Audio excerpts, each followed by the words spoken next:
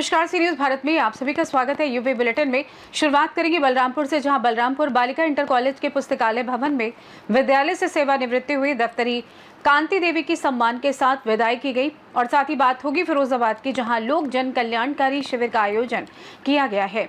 ऐसी तमाम खबरों पर करेंगे विस्तार से चर्चा। बलरामपुर बालिका इंटर कॉलेज के पुस्तकालय भवन में प्रधानाचार्य और शिक्षिकाओं कर्मचारियों की मौजूदगी में विद्यालय से सेवानिवृत्त हुई दफ्तरी कांति देवी को उपहार सम्मान के साथ विदाई की गई। इस अवसर पर प्रधानाचार्य अन्नपूर्णा देवी ने कांति देवी के द्वारा जिस तरह से अपनी ड्यूटी पूरी जिम्मेदारी से की, वो आज कार्यरत सभी के लिए, खासतौर से कर्मचारियों के लिए अनुकरणीय है। सेवानिवृत्ति एक प्रक्रिया है, लेकिन कांति के कार्यों से स्कूल में उनकी एक अलग छवि बनी। भविष्य की शुभकामनाएं। वहीं कार्यक्रम के संचालन कर रहे प्रवक्ता वंदना पांडे ने कांति देवी को नम आंखों से भविष्य के लिए शुभकामनाएं दी। इस अवसर पर सभी शिक्षिकाओं और कर्मचारियों ने फूलमाला और उपहार के साथ विदाई दी।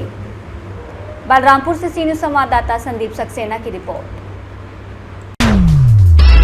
फिरोजाबाद के ब्लॉक नारकी के ग्राम पंचायत लतीफपुर कोटला में उत्तर प्रदेश सरकार द्वारा लोक जन कल्याणकारी शिविर चलाया गया, जिसमें जिला स्तर अधिकारी, तहसील स्तर अधिकारी गांव में ही जनता की समस्या सुनी और साथ ही साथ समस्या का समाधान भी होगा, जिसमें लगभग जिले से 20 विभागों के अलग अलग काउंटर भी लगाए गए, जिसमें स्वास्थ्य विभाग, बिजली ब्लॉक से आधार कार्ड, आयुष्मान कार्ड, किसान सम्मान निधि, वृद्धा पेंशन, विकलांग पेंशन, मनरेगा, अलग अलग विभागों द्वारा जिला स्तरीय के सभी अधिकारी पहुंचे।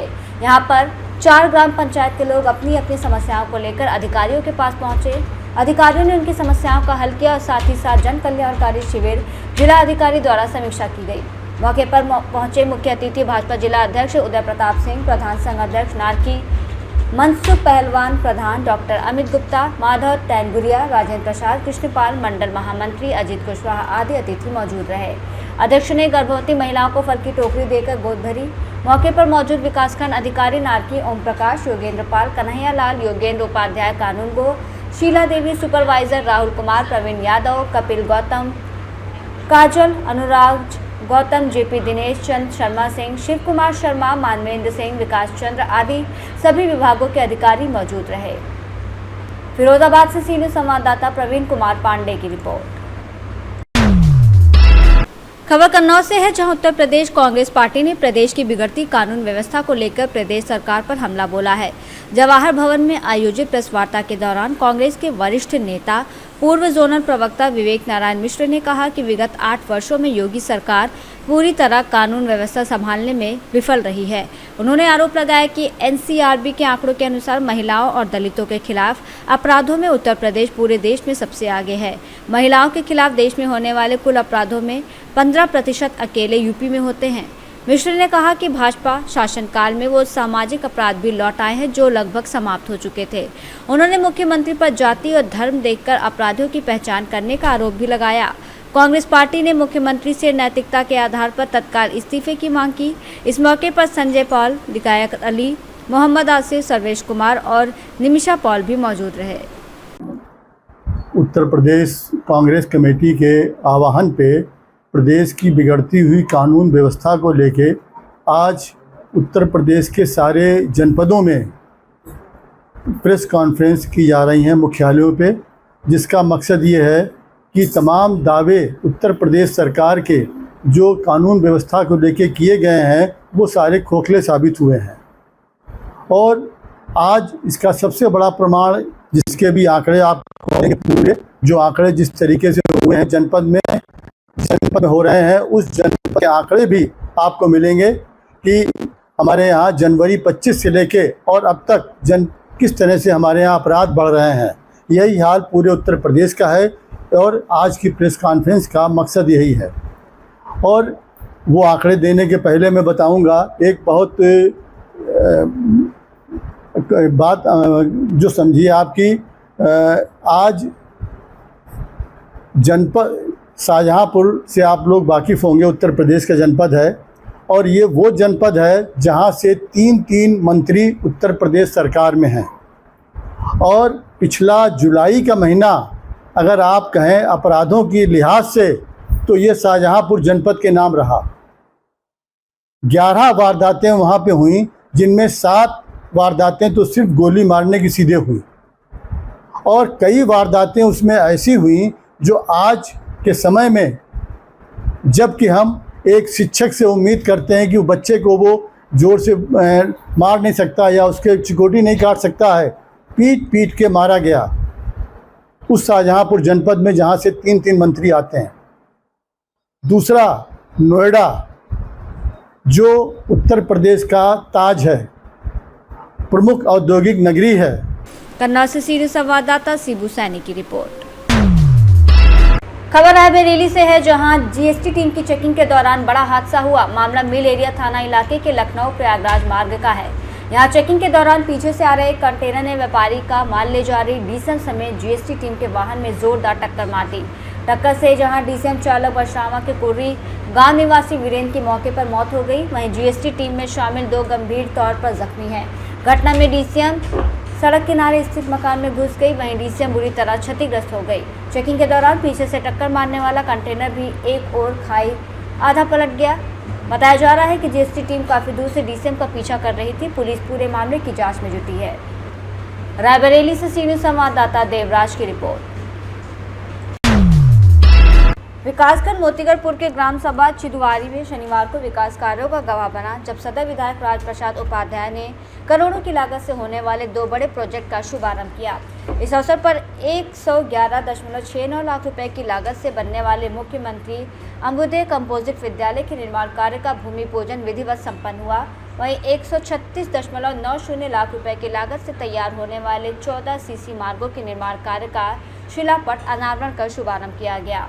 कार्यक्रम को संबोधित करते हुए विधायक राजबाबू ने कहा कि प्रधानमंत्री नरेंद्र मोदी और मुख्यमंत्री योगी आदित्यनाथ की सरकार जनता की छोटी छोटी जरूरतों से लेकर राष्ट्रीय महत्व के बड़े प्रोजेक्ट तक पूरी संवेदनशीलता से काम कर रही है। उन्होंने कहा कि आज देश भर में 4 लेन से 14 लेन तक की सड़कें, बड़े बड़े पुल और हाई स्पीड ट्रेनें बन रही हैं। यहां तक कि हवाई चप्पल पहनने वाला साधारण नागरिक भी हवाई जहाज से यात्रा कर सकता है। विधायक ने बताया कि सरकार का लक्ष्य है कि हर गरीब को पक्का मकान मिले, हर घर में शौचालय बने और हर किसान को खेतों की सिंचाई के लिए पर्याप्त जल उपलब्ध हो। उन्होंने कहा कि योजनाओं का लाभ गांव-गांव तक पहुंच रहा है और यही कारण है कि प्रदेश तेजी से विकास की राह पर अग्रसर है। इस मौके पर क्षेत्रीय जनप्रतिनिधि, अधिकारी, ग्राम प्रधान और बड़ी संख्या में ग्रामीण मौजूद रहे। सभी ने विधायक राजबाबू के प्रति आभार व्यक्त किया और कहा कि इन परियोजनाओं से गाँव के विकास की नई राह खुलेगी। सुल्तानपुर से सीनियर संवाददाता दिनेश सिंह अन्नवंशी की रिपोर्ट। मैं अंदर से टूट चुका हूँ। अगर मुझे इंसाफ नहीं मिला और मेरे घर पर आकर उपद्रव करने वाले लोगों की गिरफ्तारी नहीं हुई तो मैं 24 घंटे के बाद परिवार सहित आत्महत्या करूंगा। इसका जिम्मेदार कमला नगर थाने का प्रशासन होगा। ये कहना है भाजपा पार्षद हरिओम गोयल बाबा का। बल्केश्वर स्थित सकारात्मक भवन में शनिवार को प्रेस वार्ता आयोजित कर उन्होंने कहा कि महिला हो या पुरुष, किसी को भी किसी के घर आकर अभद्रता और गुंडागर्दी करने का अधिकार नहीं है। मेरे घर पर गुंडागर्दी करने वालों के विरुद्ध कानूनी कार्रवाई की जाए। बालकेश्वर निवासी पार्षद हरिओम बाबा ने बताया कि शुक्रवार शाम 4 बजे उनके घर पर उनका 16 वर्ष का नाबालिग बेटा अकेला था। 10-12 अज्ञात लोग आए। उन्होंने जबरदस्ती गेट खुलवाने का प्रयास किया। जब बेटे ने गेट नहीं खोला तो गाली गलौज और अभद्रता की, जूता फेंक कर मारा। उनके साथ आई 2 महिलाओं के साथ सबने मिलकर घर का गेट तोड़ने का प्रयास किया। बेटे द्वारा सूचित किए जाने पर मैं नगर निगम से निकलकर जब घर पहुंचा तो मेरे साथ भी उन लोगों ने अभद्रता की। पुलिस ने इस संबंध में अभी तक कोई कार्रवाई नहीं की है। पार्षद हरिओम बाबा ने कहा कि तमाम लोग सोशल मीडिया पर आधे अधूरे तथ्यों के साथ इस प्रकरण को तूल दे रहे हैं और मेरे ऊपर अनर्गल आरोप लगा रहे हैं। इनमें चौथ वसूली व जमीनों पर अवैध कब्जे करने वाला हिस्ट्री शीटर मनोज अग्रवाल भी शामिल है। उसके खिलाफ पूरे साक्ष्य है, फिर भी पुलिस कार्रवाई क्यों नहीं करती। प्रेस वार्ता में उद्यमी राजू अग्रवाल ने कहा कि हरिओम बाबा हमारे क्षेत्र के ईमानदार पार्षद हैं, क्षेत्र की निरंतर सेवा कर रहे हैं। उनके साथ हुआ व्यवहार निंदनीय है। मेरे घर पर कल शाम को 4 बजे के लगभग 2 महिला हैं और 10-12 लोग पुरुष उनके साथ आए। उन्होंने मेरे घर के गेट को तोड़ने की कोशिश करी गई। मेरे पास उसकी सीसीटीवी कैमरे की फुटेज भी है और मैं उस समय घर पर भी नहीं था। मेरा बच्चा भी मेरी पत्नी भी घर पर नहीं थी, केवल एक मेरा नाबालिग बच्चा घर पर था। उसको उन्होंने मारने का प्रयास किया। अगर वो गेट खोल देता तो मैं समझता हूँ उसको वो जान से मार देते। इतने भयभीत था पूरा मोहल्ला। ये बैठी है मेरे मोहल्ले के पड़ोस में, ये बता सकती हैं कि कितना उन्होंने तांडव मचाया है।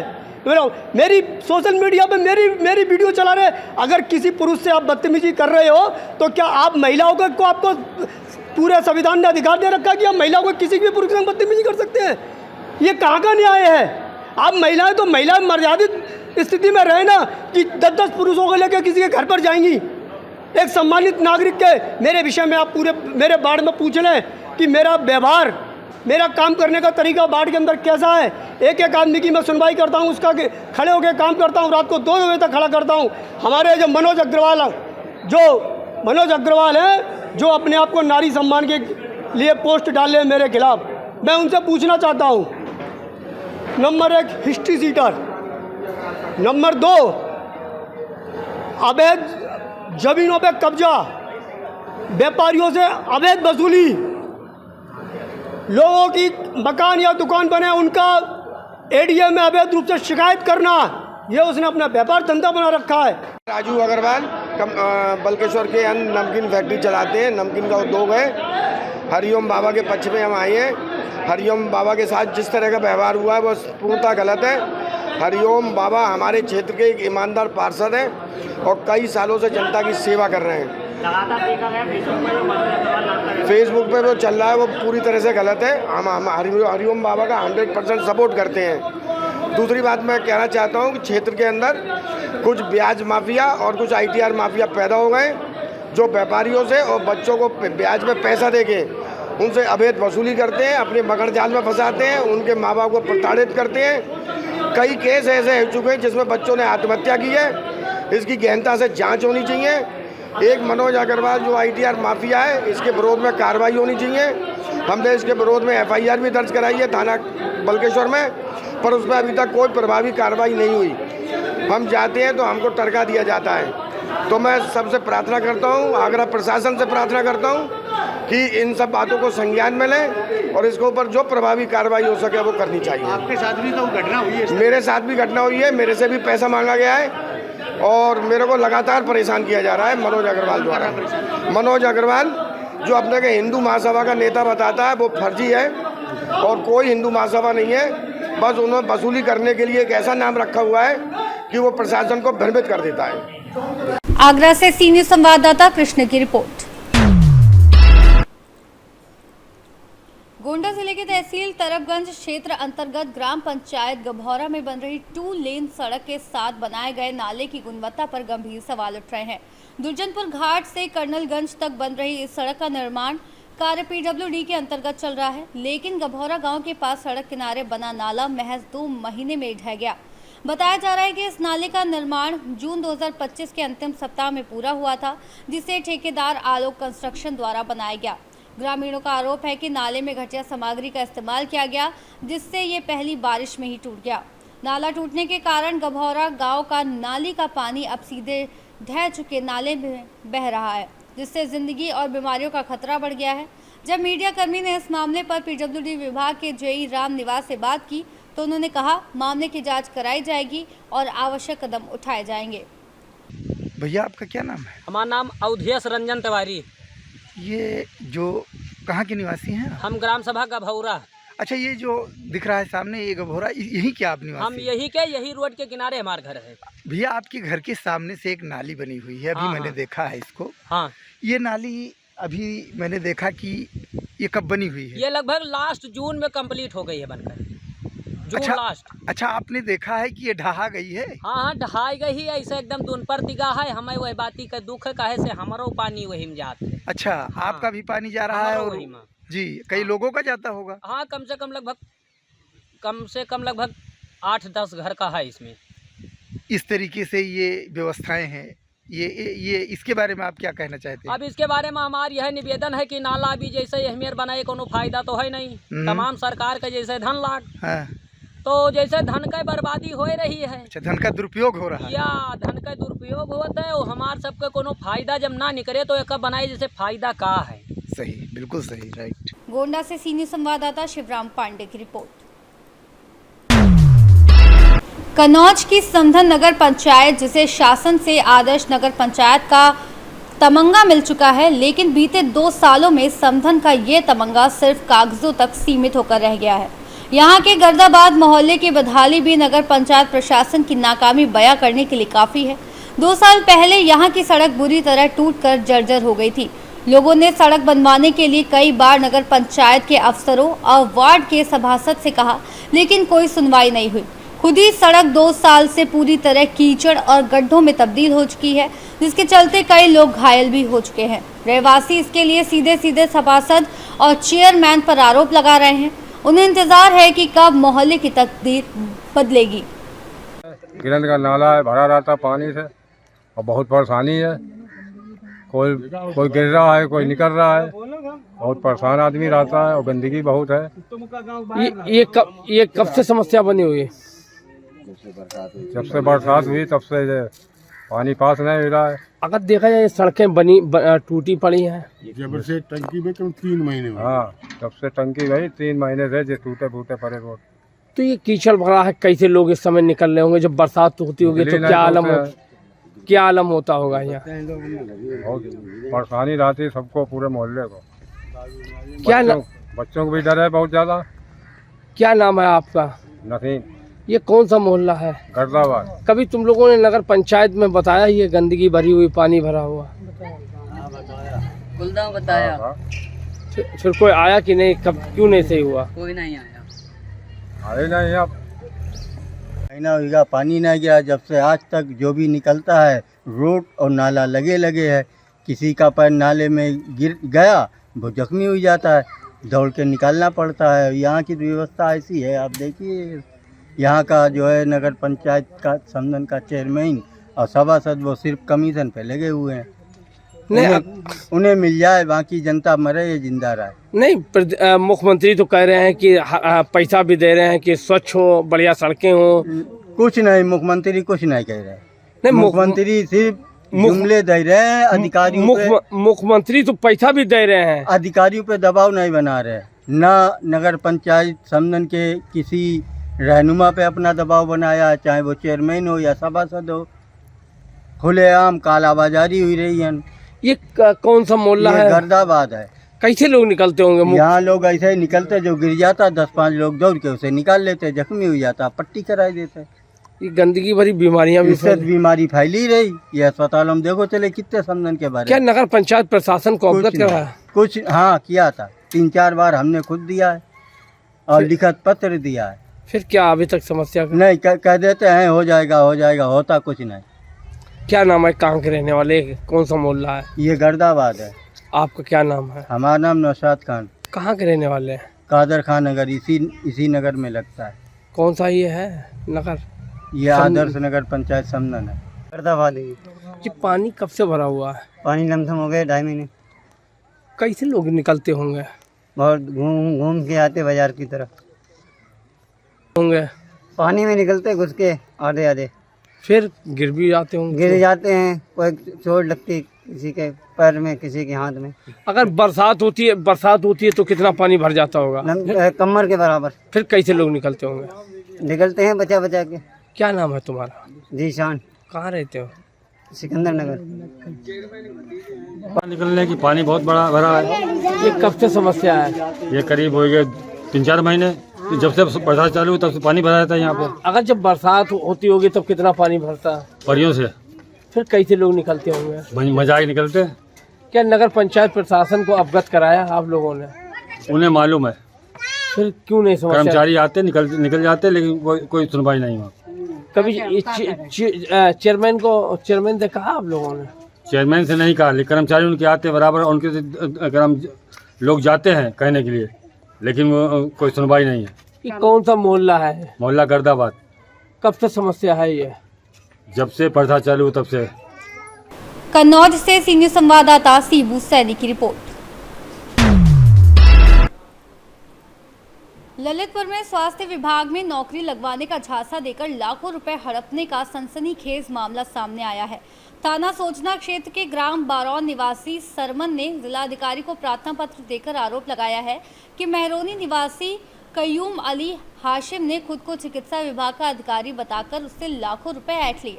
पीड़ित का कहना है कि जब तय अनुसार नौकरी नहीं लगी तो उसने अपने रुपए वापस मांगे, जिस पर आरोपी ने जान से मारने की धमकी तक दे दी। सरमा ने प्रशासन से आरोपी के खिलाफ कड़ी कार्रवाई की मांग की है। ललितपुर से सीनियर संवाददाता विकास सोनी की रिपोर्ट। ललितपुर में स्टेशन रोड पर 3 युवकों द्वारा एक युवक की बेरहमी से पिटाई किए जाने का मामला सामने आया है। किसी बात को लेकर हुए विवाद के बाद तीनों युवकों ने मिलकर युवक को लात घूंसों से जमकर पीटा। इस घटना का वीडियो सोशल मीडिया पर तेजी से वायरल हो रहा है, जिसमें मारपीट की पूरी वारदात साफ दिखाई दे रही है। ललितपुर से सीनियर संवाददाता विकास सोनी की रिपोर्ट। फिलहाल के लिए इस खास बुलेटिन में बस इतना ही। देश दुनिया की तमाम बड़ी खबरों को जानने के लिए जुड़े रहिए सी न्यूज़ भारत के साथ। हर खबर आपके साथ, आपके हाथ।